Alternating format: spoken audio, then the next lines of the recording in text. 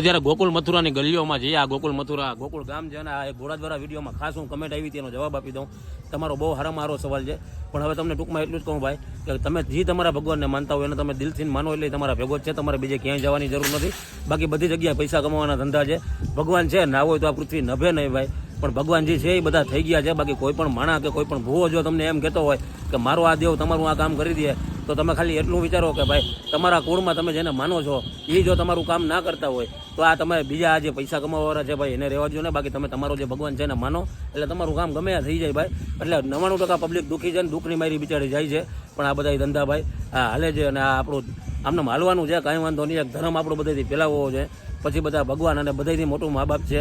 અને બાકી ભાઈ તમારી આજુબાજુમાં જે પણ ભૂખો છે એને ભોજન કરાવો, અબોલને તમે ખવડાવો. આમાં જ ભગવાન છે, બીજે ક્યાંય ભગવાન ગોતવાની જરૂર નથી. એટલે મેં કીધું લાઈ જ રાખા કમેન્ટનો જવાબ દઈ દઉં. બાકી દુનિયામાં બધી જગ્યાએ જાઓ, હરોભરો દર્શન કરો.